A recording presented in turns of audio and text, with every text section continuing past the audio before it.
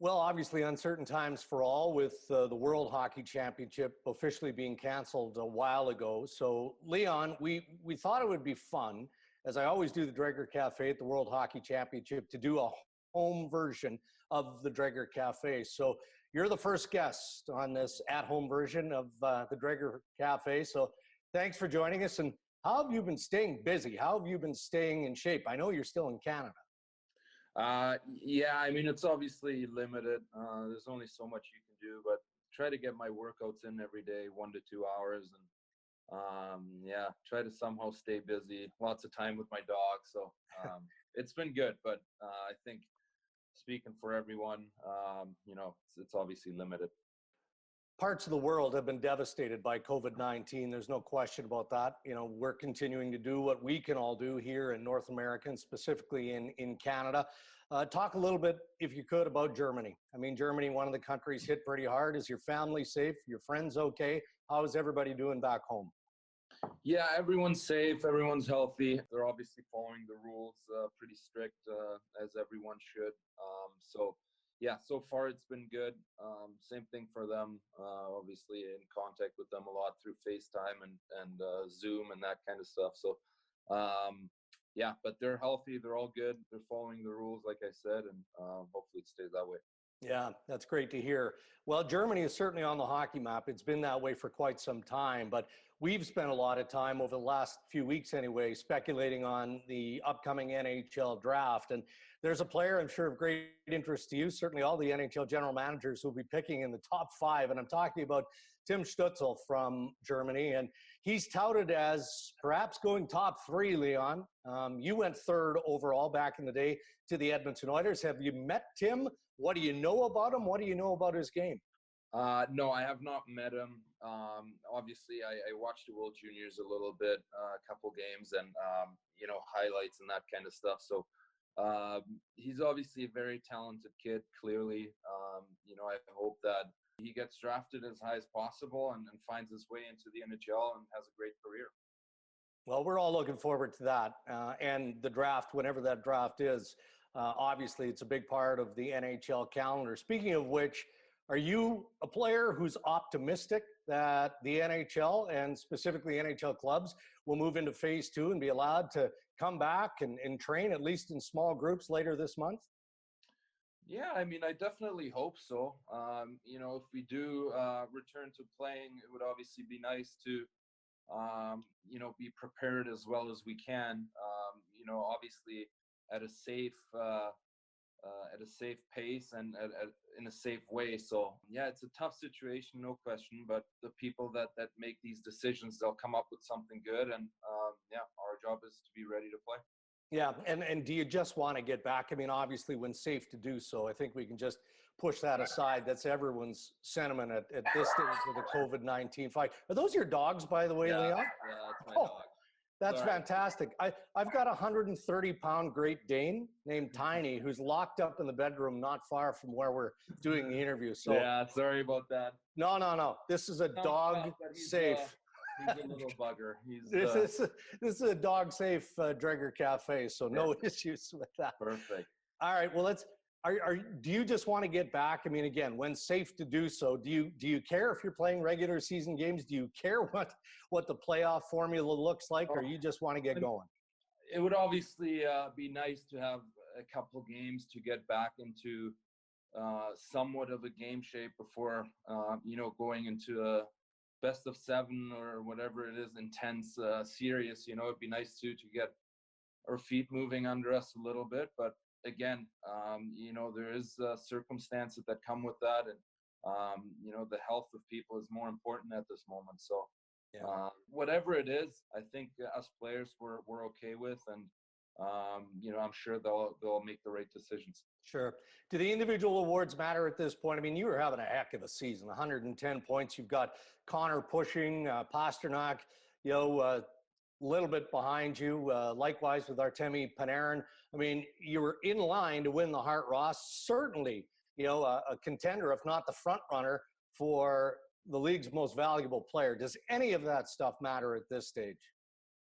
Well, I mean, obviously, in a way proud of the way that I've had, and it does matter, but there's more important things right now in the world going on, and much more important than winning a trophy or anything like that. I'm not sure you saw this or not on TSN.ca and on SportsCenter on TSN. Did you see the Edmonton Oilers all-time team? No, I did not. No. Okay, well then I'll break it to you. It's good news for you, and you probably won't be surprised. So you're on all-time Edmonton Oilers line with Connor McDavid and Ales Hemsky.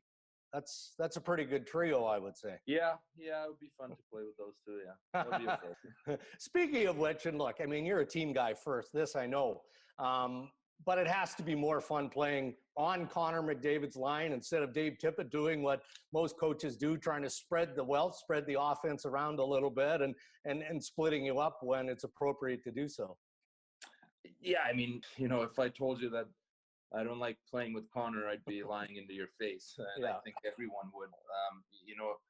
Getting a chance to play with probably the best player in the world, it's special and it's a lot of fun, no question. But, the line that I had at the end there with Yamo and Nuge, we've been clicking, and I think it made our team more dangerous. And, that's what we all want. We want a dangerous team, and we don't want one dangerous line, So, it's been a lot of fun wherever it is. And, played a lot of different positions the last couple of years. All right, I'm going to throw a couple of personal things at you, and it's not hard-hitting stuff here, but we know you work hard. You're a student of the game. You're at the rink incredibly early, I'm told. But one of the things that you've studied over time is the play of Pavel Datsyuk, and I'm told that you've watched a ton, if not all, of Datsyuk's games. What is it about Pavel Datsyuk that you've tried to take away from the way he plays, and why do you fixate on Pavel Datsyuk's game? He's always been my go-to guy for some reason. I just love the way he plays the game. I love the way he thinks the game, how he plays in all three zones, all situations, and his magic side when he had the puck on his stick in the offensive zone or through the neutral zone. It was just a guy that I like to learn from a lot. All right. Well, I mean, you've been in the National Hockey League for a while. It's not like you're new by any stretch of imagination. What are some things in your game, because your game is spectacular, but what are some of the things individual that you'd like to clean up or improve on? I think there's my whole game I can improve on. I think I still have a lot more growing to do, especially in terms of little things, D-zone, that kind of stuff, I think I took a step this year in that regard, but I think I still have a lot more potential in that area. All right. Well, I'm told you're in charge of making sure that there is rice pudding as a snack before every pregame. What is it about rice pudding, other than the fact it's pretty tasty? I don't know. It's delicious, and for some reason, it gives me some type of weird energy before a game. Really? Yeah. Our assistant coach seems to like it too, Glenn Gullitson. So we might be the only two guys actually eating that. I was just going to say, it seems to be an acquired taste, but that's fine. So from a player's standpoint, it's basically you and Gully. That's it for rice pudding? Yeah. Like I said, I go to the rink early, so I miss some of the guys what they snack, but I can't see very many guys dipping their fingers into that. All right, all of us are binging with television, right? We're watching this series or that series or old games or any of that. But I'm told that there are two series in particular that you've paid close attention to. And correct me if I'm wrong. One is Friends. I'm told you're basically an expert at Friends. Is that accurate? Yeah, I love Friends. I just put it on. It's been on my TV pretty much every day. It's just so easy to watch and so fun. Good for you. And the other one is a series on CTV, This Is Us. And I know that we watched that series as a family as well. And I mean, it's got some tough moments, obviously, but we enjoyed it as well. What is it about that series that? I don't know. I just got kind of hooked on it. Me and my girlfriend, we started watching it, and it was just we couldn't stop watching. She got me hooked on it, and it's just a great show. All right, buddy. Thanks for doing this. By the way, your dog's made an appearance on the at-home version of the Dreger Café. Is it one dog? Is it two dogs? What are the dogs' names? It's one. It's one dog. His name is Bowie. He's a Cavapoo, so he's a little bugger. Excellent. Well, Leon, thank you very much for joining us, and no problem. Stay safe, and we hope to see you in arena soon. Yeah, thank you. Thanks for having me.